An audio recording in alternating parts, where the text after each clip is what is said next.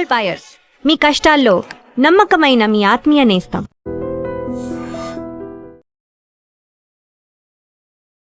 సంగారెడ్డి జిల్లా నారాయణఖేడ్లో చాలా దారుణమైనటువంటి ఘటన జరిగిందండి.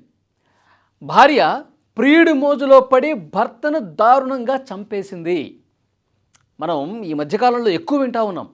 భార్యలు భర్తల్ని చంపేస్తున్నటువంటి ఉదంతాలు పెరిగిపోతూ ఉన్నాయి. నారాయణఖేడ్లో జరిగినటువంటి ఈ ఘటన చూశాక నిజంగా ఈ మహాతల్లి ఎంత దుర్మార్గమైనటువంటి ఆలోచన చేసిందంటే, ఈమె పేరు కల్పన, ఇతను భర్త మృత్యుంరెడ్డి. 13 సంవత్సరాల క్రితమే వీళ్ళకి పెళ్ళయింది.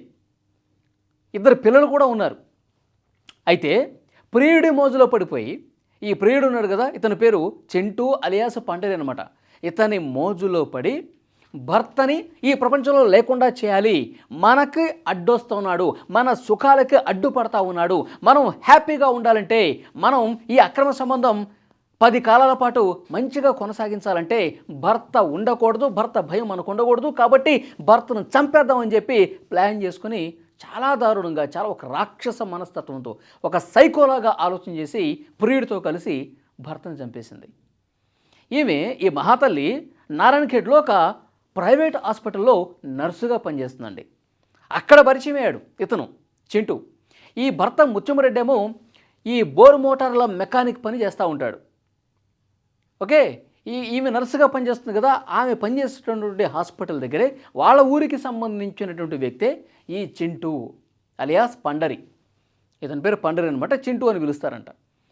సో వీళ్ళిద్దరూ పరిచయం, ప్రేమగా మారటం. ఇంకా ప్రేమ ఏంటి, ఆల్రెడీ పెళ్ళై 2 పిల్లలున్న ఈమె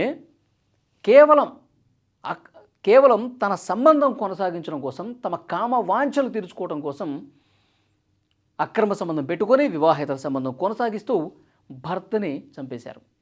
ఈ నెల 17వ తారీఖు ప్లాన్ గీశారండి. వాళ్ళు గతం నుంచి ఒక ప్లాన్లో ఉన్నారు. ఏ విధంగానైనా అడ్డు తొలగించుకోవాలి, నా భర్త ముత్యమరెడ్డిని చంపేయాలి అని చెప్పి కొన్నాళ్ళ క్రితం నుంచి వాళ్ళు ప్లాన్ చేస్తూ ఉన్నారు. టైం చూసుకుని, ఏ టైం అయితే మనకి కరెక్టో, ఏ టైం అయితే అసలు ఎవ్వరికీ తెలియకుండా ఇతన్ని మనం చంపేయాలని చెప్పి ప్లాన్లు గీసుకుంటూ ఉన్నారు, ఫోన్లు మాట్లాడుకుంటూ ఉన్నారు. అయితే 17వ తారీఖు రాత్రి ప్లాన్ అమలు చేసేందుకు సిద్ధమైపోయారు. మొన్న 17వ తారీఖు రాత్రి అనమాట, నారాయణఖేడ్లో ఒక దాబా దగ్గరికి ఎలాగైనా తీసుకురావాలని చెప్పి ప్లాన్ చేశారు. ఇతను, ఈ చింటూ అనేవాడు ఆల్రెడీ ఈ ముత్యంరెడ్డితో పరిచయం పెంచుకున్నాడు, ఫ్రెండ్షిప్ చేశాడు, అన్న అంటూ అప్పుడప్పుడు పార్టీలకి ఇన్వైట్ చేశాడు అనమాట. సో ప్లాన్ అమలు చేసే రోజు ఒక దాబాకు తీసుకొచ్చి పీకల దాకా మద్యం తాగించాడు. అంటే ప్లాన్ ప్రకారమే 17వ తారీఖు రాత్రి ఏ రకంగానైనా సరే ముత్యంరెడ్డిని చంపేసేయాలి అని చెప్పి వీళ్ళిద్దరూ, కల్పన అలాగే ఈ చింటూ, ఇద్దరు కూడా ఫోన్లు మాట్లాడుకొని ఆ దాబా దగ్గరికి తీసుకొచ్చి ఫుల్గా ప్లాన్ ప్రకారం మద్యం తాగించి ఆ దాబా నుంచి కొంచెం దూరం తీసుకెళ్ళిన తర్వాత ఫోన్ చేసి పిలిపించాడు. ఎవరిని? కల్పనను కూడా పిలిపించాడు. ఇద్దరూ కలిసి చాలా దారుణంగా, అప్పటి వరకే మద్యం మత్తులో మునిగిపోయినటువంటి ముత్యమరెడ్డిని చాలా దారుణంగా ఇద్దరు కలిసి కొట్టి చంపేసి, ఆ దాబాకి సమీపంలో అంతా ఓపెన్ ఏరియా, పంట పొలాలు ఉంటాయి, అక్కడికి ఒక జేసీబీని తీసుకొచ్చి ఆ జేసీబీతో పూర్తిగా అక్కడ మట్టి తవ్వించి ఈ ముత్యమరెడ్డి శవాన్ని అందులో వేసి కప్పెట్టేసి చేతులు దులుపుకొని ఎవరిళ్ళకు వాళ్ళు వెళ్ళిపోయారండి.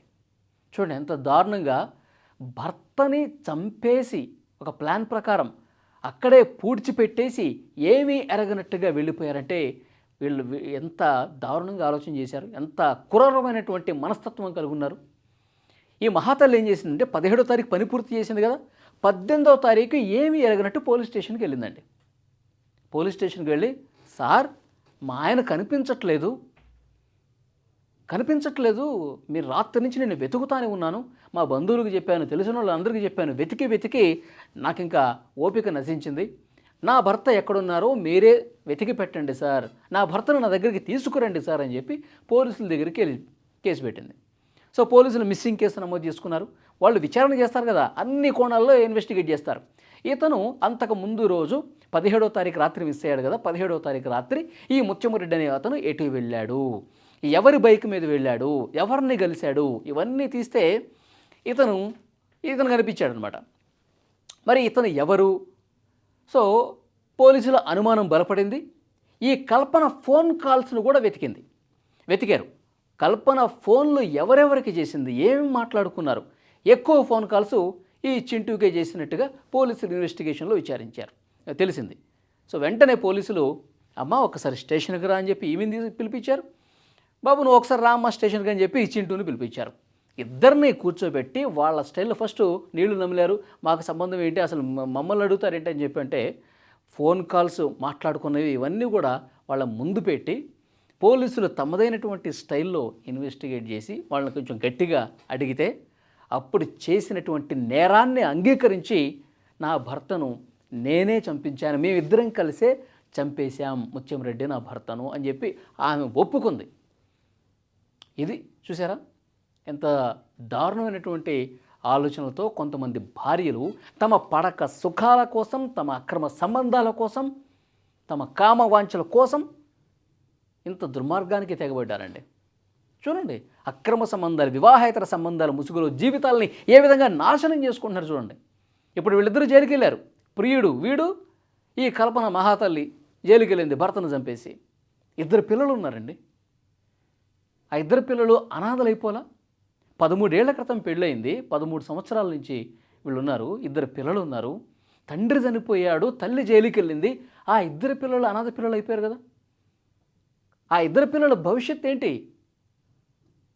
మీ అమ్మ జైలుకి వెళ్ళింది, మీ నాన్న చచ్చిపోయాడు అని అక్కడ మాట్లాడుకుంటుంటే ఆ పిల్లల భవిష్యత్తు అంధకారం అయిపోయి ఉంటే తల్లిదండ్రులు చూసినట్టుగా ఎవరన్నా బంధువులు ఎవరన్నా పెంచుకున్న వాళ్ళు చూస్తారా? అమ్మ ప్రేమ, తండ్రి ప్రేమ వాళ్ళకు దక్కుతుందా? చూడండి వీళ్ళ సుఖాల కోసం పిల్లల జీవితాలను కూడా చాలా దుర్మార్గంగా నాశనం చేశారు ఇక్కడ. ఈ మధ్యకాలంలో ఈ కేసులు ఎక్కువైపోతున్నాయండి. ఇప్పుడు మనం మేఘాలయ హనీమూన్ మర్డర్ కేసు నుంచి మొదలుకొని గద్వాల్లో జరిగినటువంటి కేసు, ప్రతి ఒక్కటి కూడా భర్త అనుమానాస్పద స్థితిలో చనిపోయాడంటే భార్య హస్తం ఉంటుంది అని చెప్పి చాలా క్లియర్గా ఈ మధ్య జరుగుతున్నటువంటి ఘటనలు కనిపిస్తూ ఉన్నాయి.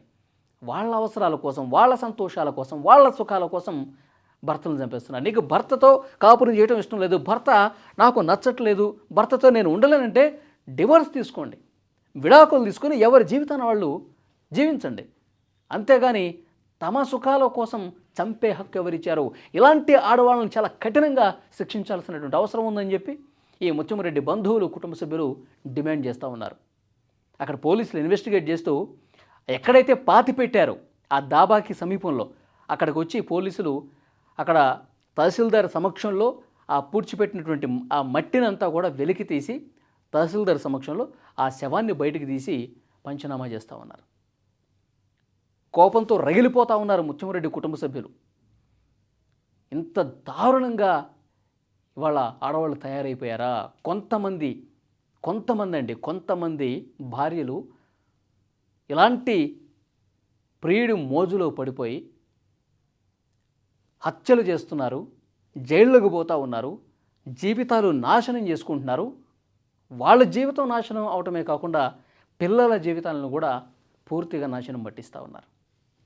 చాలా బాధ కలుగుతుంది. ఇలాంటి వాళ్ళని చాలా కఠినంగా, సీరియస్గా శిక్షించాల్సినటువంటి అవసరం ఉంది. ఈ వీడియో మీద తప్పకుండా మీ అభిప్రాయం కామెంట్ చేయండి.